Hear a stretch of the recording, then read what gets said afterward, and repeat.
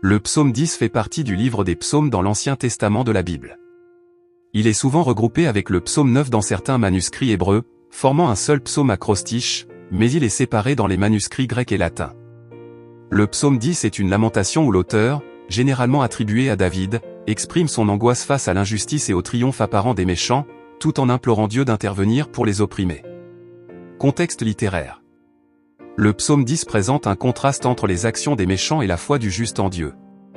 Le psalmiste décrit comment les méchants, dans leur arrogance, semblent prospérer sans crainte de Dieu. Ils oppriment les faibles, s'enrichissent injustement et se moquent de la justice divine, croyant que Dieu ne les voit pas. Mais malgré ce sentiment d'injustice, le psalmiste garde confiance que Dieu finira par intervenir pour rétablir la justice. Contexte historique. Le contexte historique exact du psaume 10 n'est pas précisé, mais il reflète une période de troubles et de persécution, probablement lors de l'exil babylonien ou pendant une période d'oppression sous les ennemis d'Israël. C'était une époque où Israël était confronté à l'injustice et à l'arrogance des nations ennemies ou des puissants au sein même de la société israélite. En somme, ce psaume reflète les luttes d'une communauté croyante face à un monde qui semble souvent gouverné par des méchants impunis. Le message est une prière pour que Dieu voie la détresse des opprimés et agisse en leur faveur. Le contexte théologique du psaume 10 est centré sur la tension entre la justice divine et l'injustice humaine, un thème récurrent dans la théologie biblique. Voici les principaux aspects théologiques de ce psaume. Le problème de l'injustice apparente. Le psalmiste se plaint que les méchants prospèrent, alors que les justes et les pauvres sont opprimés. Cela soulève une question théologique majeure, pourquoi Dieu permet-il temporairement l'injustice? Cette question est souvent posée dans les écrits bibliques, notamment dans les psaumes et les livres prophétiques. Dans le psaume 10, cette injustice semble mettre à l'épreuve la foi du psalmiste et de ceux qui souffrent. La souveraineté de Dieu. Bien que les méchants semblent agir sans contrainte et sans crainte de Dieu, le psalmiste reconnaît que Dieu est souverain et qu'il voit tout. Il affirme que Dieu finit toujours par intervenir pour rétablir l'ordre et rendre justice, même si cette intervention semble tarder. Ce thème souligne la foi en la souveraineté divine sur l'histoire humaine, malgré les apparences de désordre. La foi en la justice divine. Le psalmiste, bien qu'il se lamente sur l'injustice présente, ne perd pas sa foi en la justice ultime de Dieu.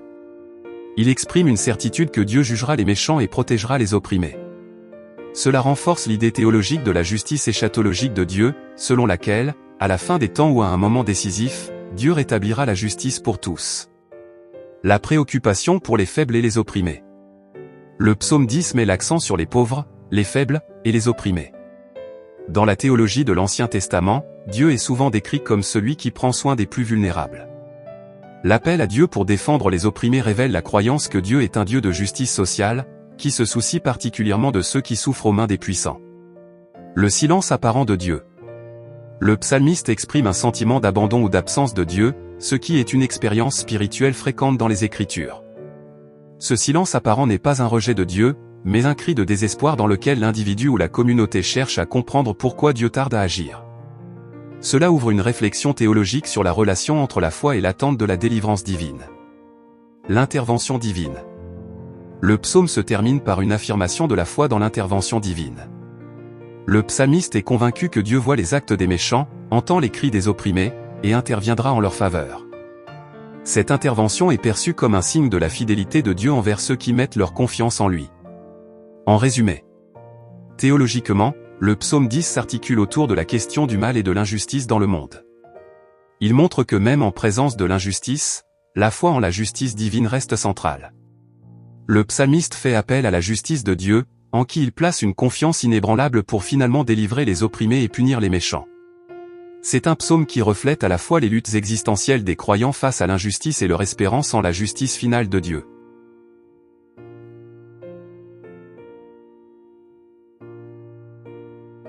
Voici le psaume 10 dans sa version classique de la Bible, traduction Louis II. Pourquoi, ô Éternel, te tiens-tu éloigné? Pourquoi te caches-tu au temps de la détresse? Le méchant, dans son orgueil, poursuit les malheureux. Ils sont victimes des trames qu'il a conçues. Car le méchant se glorifie des désirs de son âme. Le ravisseur outrage, méprise l'Éternel. Le méchant dit avec arrogance, il ne punit pas. Il n'y a point de Dieu. Voilà toutes ses pensées. Ses voies réussissent en tout temps. Tes jugements sont trop élevés pour l'atteindre. Il souffle contre tous ses adversaires. Il dit en son cœur, je ne chancelle pas. Je suis pour toujours à l'abri du malheur. Sa bouche est pleine de malédictions, de tromperies et de fraudes. Il y a sous sa langue de la malice et de l'iniquité. Il se tient en embuscade près des villages. Il assassine l'innocent dans des lieux écartés. Ses yeux épient le malheureux. Il est aux aguets dans sa retraite, comme le lion dans sa tanière. Il est aux aguets pour surprendre le malheureux. Il le surprend et l'attire dans son filet. Il se courbe, il se baisse, et les malheureux tombent dans ses griffes. Il dit en son cœur, Dieu oublie. Il cache sa face, il ne regarde jamais. Lève-toi, ô Éternel. Ô Dieu, lève ta main. N'oublie pas les malheureux. Pourquoi le méchant méprise-t-il Dieu? Pourquoi dit-il en son cœur, tu ne punis pas? Tu regardes cependant. Car tu vois la peine et la souffrance. Pour prendre en main leur cause.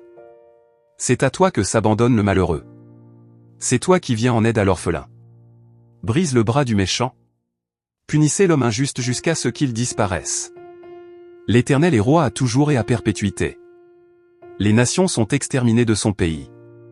Tu entends les désirs des malheureux, ô Éternel. Tu affermis leur cœur, tu prêtes l'oreille.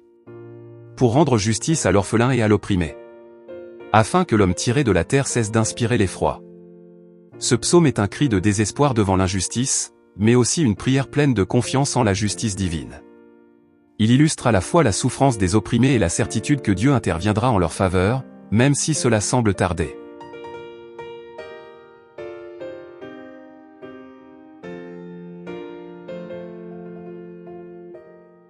Chers amis, mes frères et sœurs, si vous ressentez le besoin de nourrir votre âme, de trouver la paix intérieure et de vous rapprocher de votre spiritualité, alors vous êtes exactement là où vous devez être. Ma chaîne est un espace où nous explorons ensemble les profondeurs de la foi, de la méditation, et de la sagesse spirituelle. Chaque vidéo est une invitation à élever votre esprit, à renforcer votre connexion avec le divin, et à découvrir des chemins de lumière dans ce monde souvent complexe. En vous abonnant, vous vous engagez dans un voyage sacré. Un voyage où chaque instant passé ensemble vous rapproche un peu plus de votre véritable essence. Rejoignez notre communauté spirituelle aujourd'hui. Et laissez ces messages vous guider vers une vie de paix, de clarté, et de bénédiction. Cliquez sur s'abonner et commencez ce beau voyage spirituel avec nous. Que la lumière vous accompagne.